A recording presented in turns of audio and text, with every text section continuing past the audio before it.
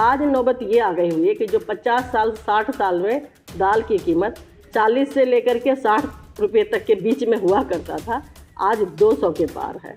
Cylinder 400 रुपये हुआ करता था, 400 साढ़े 400 रुपये।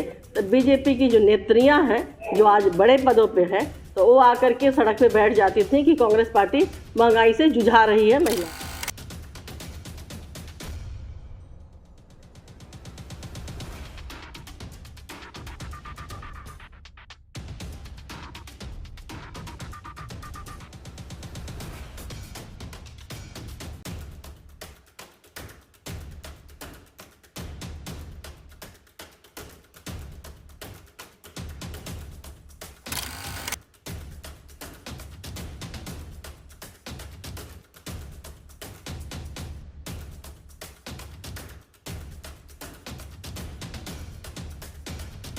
देखिए, जिस तरह से हमारे प्रिय नेता राहुल गांधी जी 6700 किलोमीटर न्याय यात्रा लेकर निकले हैं, उसमें युवाओं के लिए न्याय है, किसान के लिए न्याय है और बेरोजगारों के लिए न्याय है और एक नारी न्याय है।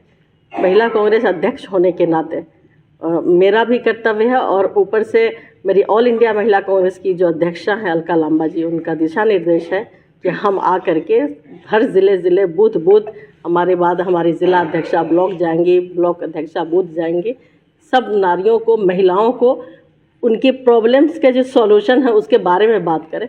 हम राहुल गांधी जी के साथ पैदल चल नहीं सकते 6700 किलोमीटर, लेकिन उनका जो संदेश है उस संदेश को हम नीचे तक ले जा करके जाएँ, बूथ स्तर तक लेके जाएँ।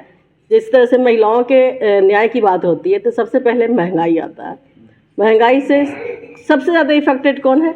तो महिलाएं ही हैं, क्योंकि वो घर चलाती हैं और महिलाओं से ज़्यादा बेहतर इकोनॉमिस्ट कोई नहीं होता कि उतने से पैसे में वो घर भी चलाती हैं, बचत भी करती हैं, जो कभी घर में अगर बुरे वक्त आ जाते हैं, कोई बीमार हो जाता है तो उससे उसकी मदद भी होती है। लेकिन आज नौबत ये आ गई हुई है कि जो 50 साल 60 साल में दाल की कीमत 40 से लेकर के 60 रुपये तक के बीच में हुआ करता था, आज 200 के पार है।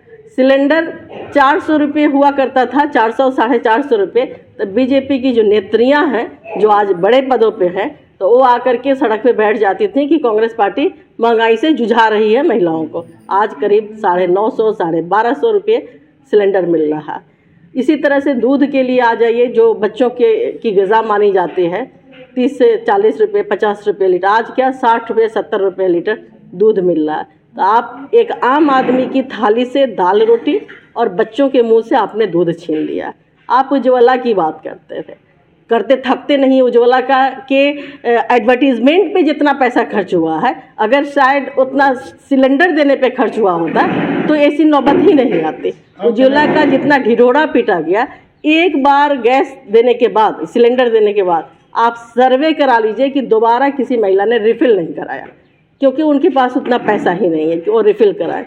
एजुकेशन में आ जाइए तो शिक्षा का जो एक तरह से व्यापारीकरण हुआ है, शिक्षा के व्यापारीकरण जिस तरह से हुआ है उसको आप देख लीजिए तो इतनी महंगी शिक्षा हो गई है कि छोटे बच्चों को स्कूल में आप भेज नहीं सकते हैं। बिहार को अगर ले लीजिए तो ये जो 9 बार मुख्यमंत्री जी को शौक होता है हर कुछ दिन पर ओथ लेने का, सुबह में जाकर के रिज़ाइन करते हैं, शाम में जाकर के ओथ लेते हैं, ये उनका शौक बन गया हुआ है।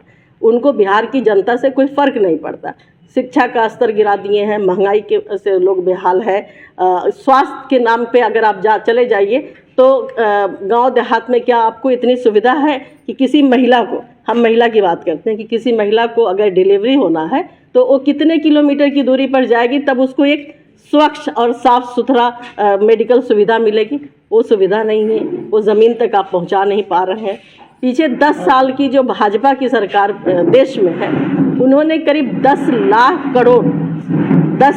करोड़ रुपया अपने बड़े मित्रों का, बड़े व्यापारी मित्रों का वे ऑफ कर दिया। ये आप लोग सब जानते हैं। लेकिन उसी व्यापारी के पैसों को सधाने में अब वो 10 लाख करोड़ अगर किसी को वे ऑफ करेंगे तो उसका तो कहीं ना कहीं पड़ेगा ना।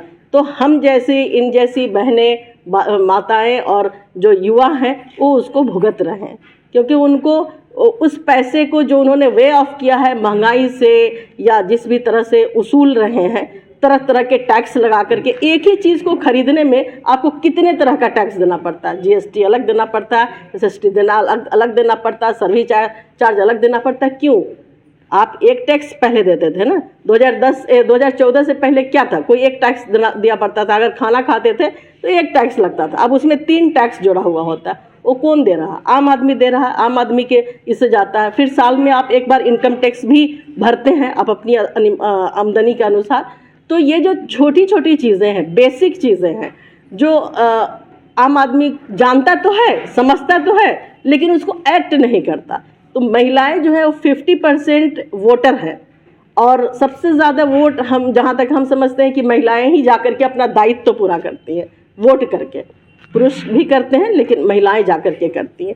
तो उन महिलाओं को ये पता होना चाहिए कि वो जो वोट करने जाती हैं, अपने वोट के हक का इस्तेमाल करती हैं, तो उस वोट की कीमत क्या होगी और किस सरकार को चुन रही है।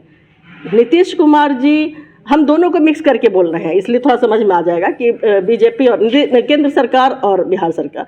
नीतीश कुमार जी पीछे महागठबंधन में थे, तो जो महिलाएं थी, हमारी बहनें थी, उन्होंने महागठबंधन को चुनने के लिए नीतीश कुमार जी को वोट किया। नीतीश कुमार अच्छे थे, चुनकर के आए, मुख्यमंत्री बने। फिर उनको इधर घुटन होने लगता है, जब वो महागठबंधन में होते हैं तो घुटन होने लगता है, तो वो चले जाते हैं अपने पुराने जगह पे। और जब पुराने जगह पे जाते हैं वहाँ प्रेशर होता है, तो फिर वो इधर आ जाते हैं, मिट्टी में मिल जाऊंगा, फिर कभी उधर नहीं जाऊंगा। आप लोग सब उनका ये सुन रहे हैं ना। तो ये कब तक सिलसिला चलेगा और कब तक इस तरह की हरकत से बिहार की जनता, माता बहनें हमारी ठगी जाती रहेंगी। तो ये ऐसे नहीं होना है। इस बार महिलाओं को अपने वोट के चोट से ये दिखाना पड़ेगा कि आपकी जो ताकत है वो किसी से कमज़ोर नहीं है। महिलाएं जननी होती हैं, किसी भी महापुरुष को जन्म महिलाओं ने ही दिया है। आज अगर प्रधानमंत्री बहुत यशस्वी और बहुत उनको भी जन्म देने वाली एक महिला है, तो महिला कभी कमज़ोर नहीं हो सकती। महिला जिस दिन अपने आप को ठान ले कि हाँ हमको ये चीज़ बदल देना या ये काम कर देना, कोई रोक नहीं सकता। तो इसलिए महिलाओं पे, हम महिला अध्यक्ष हैं तो इसलिए हम महिलाओं से बात करने आए हैं, उनको इस बात के लिए तैयार करने आए हैं कि आप अपने हक की लड़ाई लड़िए। मणिपुर में क्या हो रहा है, पीछे 10 महीने से लगता है कि मणिपुर हमारा हिस्सा है, हमारे देश का हिस्सा नहीं लगता ना। तो मणिपुर में मणिपुर जल रहा है, प्रधानमंत्री जी के कान पे जू नहीं रेंग रहा। और उस तरह की चीज़ें बिहार में या अदर स्टेट में डे बाय डे हो रही है, लेकिन उसका क्या होता है, कोई कभी किसी को सज़ा नहीं मिलती, कभी किसी को इस तरह की बात नहीं होती कि जो एक मिसाल बन जाए कि हाँ जो गलती बच्चियों के साथ की जाती है, लड़कियों के साथ बलात्कार का मामला आता है, तो कोई एक केस ऐसा हो कि जिसकी मिसाल दी जा सके या लोगों में डर भय पता हो कि हाँ नहीं अगर इस तरह की हरकत करेंगे तो फिर आगे हमारे साथ। ऐसा कोई डर भय नहीं है, कुछ भी नहीं है। नीतीश कुमार जी जिस तरह से पीछे 10 साल में 9 बार उन्होंने वोट लिया है, तो वो या तो उनका दिवालियापन है या वो हमारी जो भोली भाली बहनें हैं उनको समझते हैं कि हाँ नहीं हम तो उनको ठग लेंगे, हम उनको कर लेंगे। तो ऐसे नहीं होता। हम महिलाओं को इस बात के लिए तैयार करने आए हैं कि आपके साथ जो अन्याय हो रहा है, हर तरह से जो अन्याय हो रहा है, चाहे वो पॉलिटिकली हो, चाहे वो इकोनॉमिकली हो, चाहे एजुकेशनली हो, चाहे हेल्थ के इश्यू पर हो, चाहे घरेलू मामले में हो, तो आप मजबूत बने, आपकी आवाज़ हम बनेंगे और हम सब इस चीज़ को लेकर के जाएंगे। और इस बार अभी चूँकि मौका अच्छा है, 2 महीने बाद चुनाव होना है, तो आप अपनी वोट के चोट से सरकार को बताएं कि आप किसी से कमज़ोर नहीं हैं, आप मजबूत हैं और आप अपने फैसला से बहुत सारी चीज़ें बदल सकते हैं। तो धन्यवाद।